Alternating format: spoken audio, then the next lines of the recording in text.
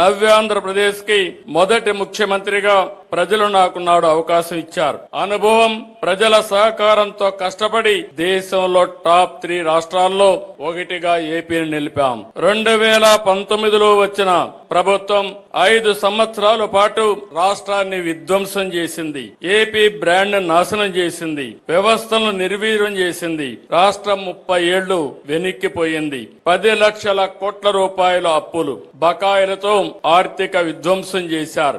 ఆ 5 ఏళ్లు ఎక్కడా అభివృద్ధి జరగలేదు. కనీసం రోడ్లపైన గుంతలు పూడ్చలేదు. తవ్విన కొద్దీ గత ప్రభుత్వం చేసిన అప్పులు, తప్పులు, ఆక్రమాలు, అవకతవకలు వెలుగు చూస్తున్నాయి. పోలవరం నిలిచిపోయింది. అమరావతి ఆగిపోయింది. పెట్టుబడులు తరలిపోయాయి. 2024 ఎన్నికల్లో ప్రజలు గెలవాలి, రాష్ట్రం నిలవాలి అనే ఎన్డీఏ నినాదాన్ని ప్రజలు నమ్మి చారిత్రాత్మకమైన తీర్పునిచ్చారు. నిశ్శబ్ద విప్లవాన్ని సృష్టించారు. 94% స్ట్రైక్ రేటుతో 57% ఓట్ షేర్ తో ఓటమిని దీవించారు. రాష్ట్రాన్ని పునర్నిర్మించాలనే ఏకైక లక్ష్యంతో పాలన ప్రారంభించాం. మేము అధికారం చేపట్టిన ఈ ఏడాది కాలంలో ప్రజల నమ్మకాన్ని నిలబెట్టేలా, భవిష్యత్తుకు బాటలు వేసేలా తొలి రోజు నుంచి పనిచేస్తున్నాం. తొలి సంతకం నుంచి సుపరిపాలనకు తొలి అడుగు వేశాం. సంక్షేమం, అభివృద్ధి, సుపరిపాలనతో సాగిన ఏడాది పాలన